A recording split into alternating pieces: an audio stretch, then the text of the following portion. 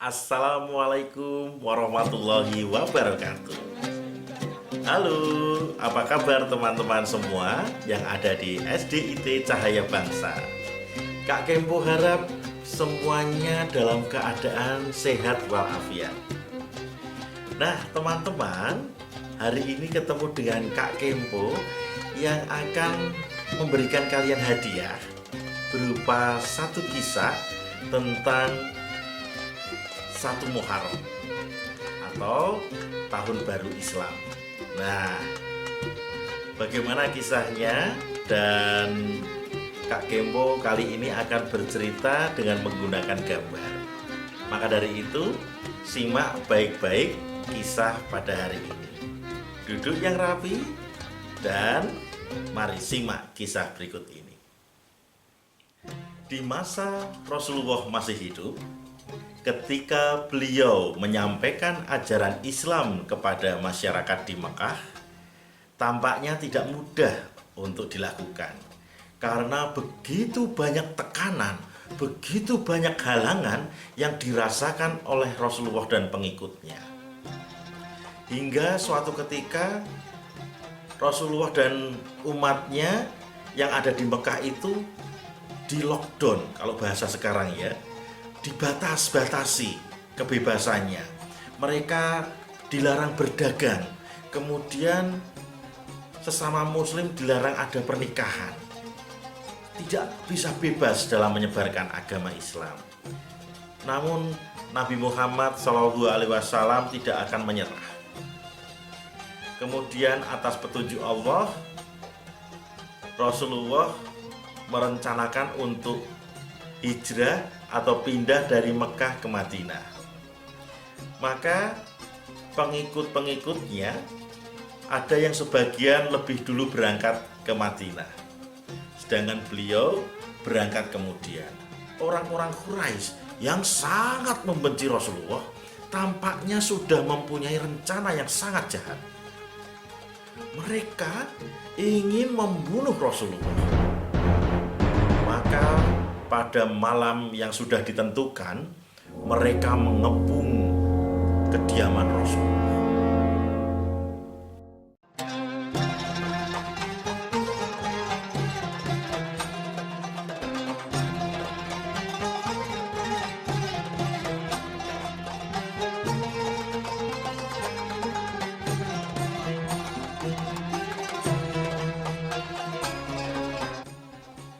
Orang-orang Quraisy yang sangat jahat ini sudah mengepung dari segala penjuru agar Rasulullah tidak bisa keluar dari rumahnya. Tetapi alhamdulillah, Allah sudah memberikan petunjuk kepada Nabi Muhammad.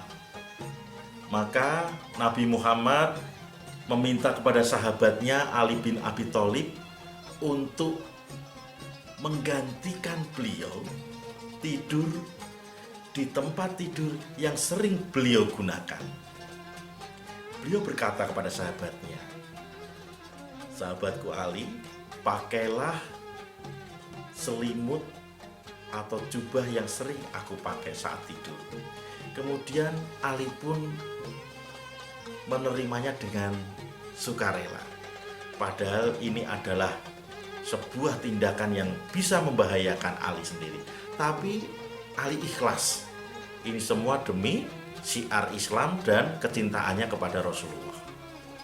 Nah, kemudian penjahat-penjahat ini sudah tidak sabar untuk membunuh Rasulullah. Pedang pun sudah dihunus. Pedang ini sudah aku asah dengan tajam untuk membunuh Muhammad. Bagaimana teman-teman? Sudah siap? Oh, tentu aku sudah siap. Kita akan pelan-pelan mendekati rumahnya dan kita dobrak, kita bunuh dia. Kira-kira begitulah apa yang mereka rencanakan di malam itu. Nabi Muhammad berdoa kepada Allah agar selalu dilindungi. Kemudian Allah menutup mata-mata para pengepungnya sehingga mereka tidak tahu kapan Rasulullah bersama sahabatnya itu menyelinap keluar dari rumah. Di pagi hari, seperti biasanya, Orang-orang ini memperkirakan bahwa Rasulullah akan keluar dan melaksanakan ibadah.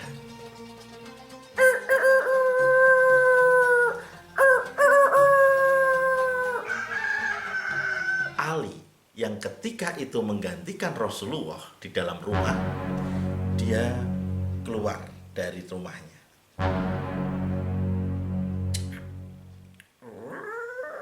Seketika dia disergap oleh orang-orang Quraisy ini. Nah, Muhammad, aku bunuh.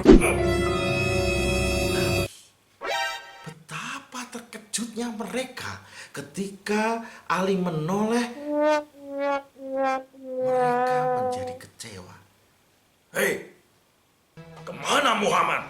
Kenapa jadi kau? Ali pun menjawab dengan tidak tahu. Orang-orang Quraisy ini marah luar biasa. Kemudian mereka menyebar untuk mencari jejak Rasulullah. Muhammad pasti belum jauh. Cepat, cari di segala penjuru kota ini. Rasulullah bersama sahabatnya Abu Bakar berjalan keluar dari kota Mekah, sampailah di gua yang sempit yang kita kenal sebagai Gua Sur.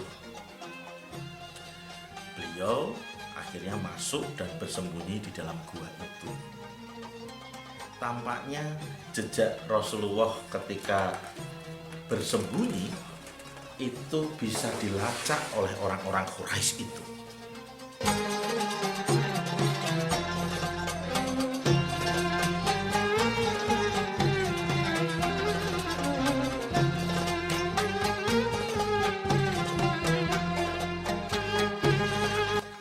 Mereka berhasil melacak jejak di mana Rasulullah pergi. Akhirnya sampailah mereka di gua tempat Rasulullah dan sahabatnya itu bersembunyi, di Gua Sur. Mereka ingin masuk ke dalam gua itu, tapi tiba-tiba mereka tertahan. Mereka mengurungkan niatnya karena melihat di mulut gua itu ada sesuatu yang aneh.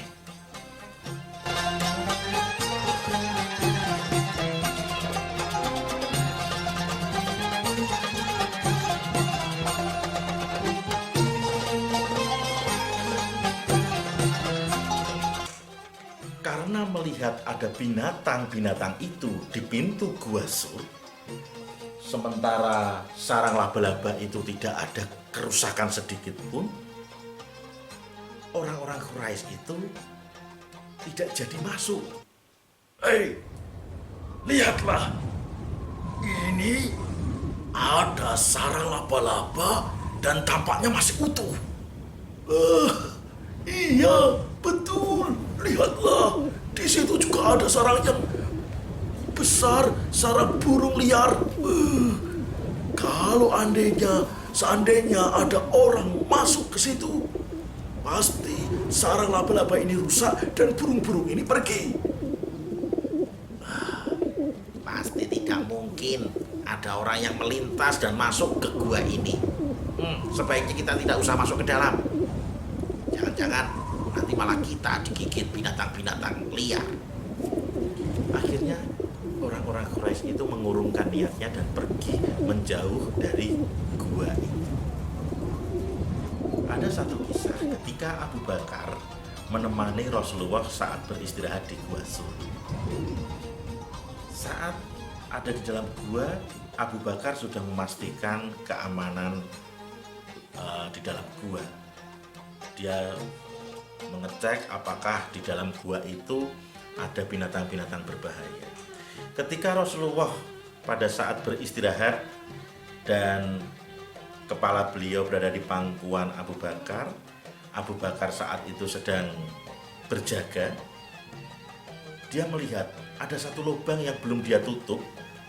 Ternyata itu adalah lubang sarang ular.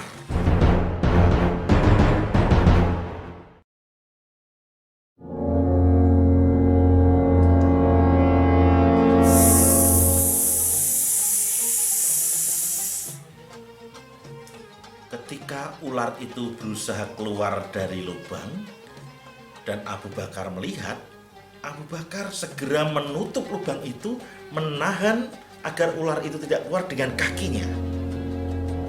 Tentu saja ular itu karena dia berusaha keluar, dia menggigit kaki Abu Bakar.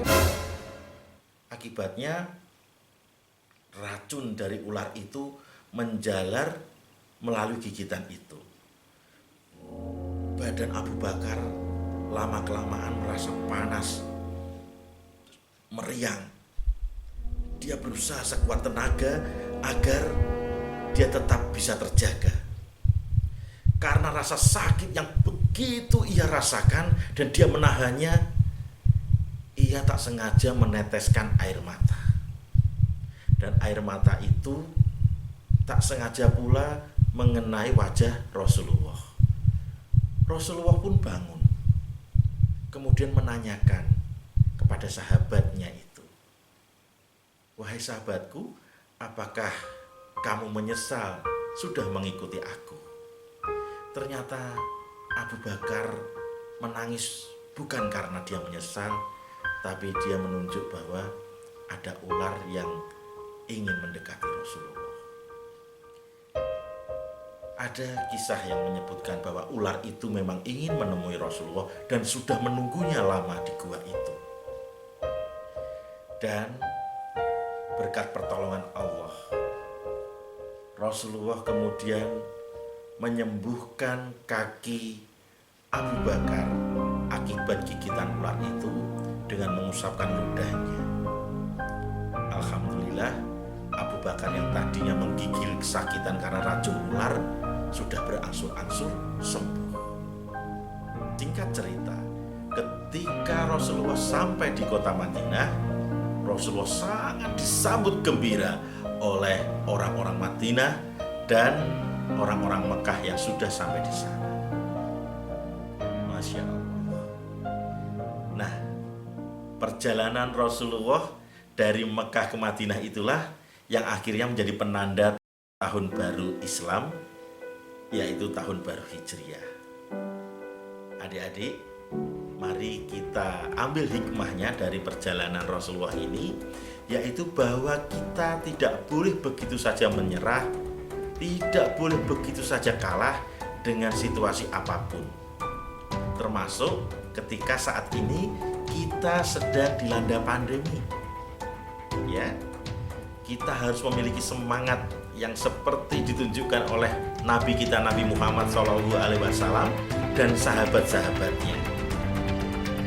Kita harus bersabar, tetap berpikir positif bahwa Allah adalah Zat yang Maha Baik. Sampai ketemu di kisah-kisah yang lainnya. Tetap semangat.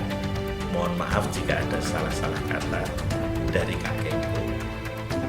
Billahi taufiq wal hidayah. Wassalamualaikum warahmatullahi wabarakatuh.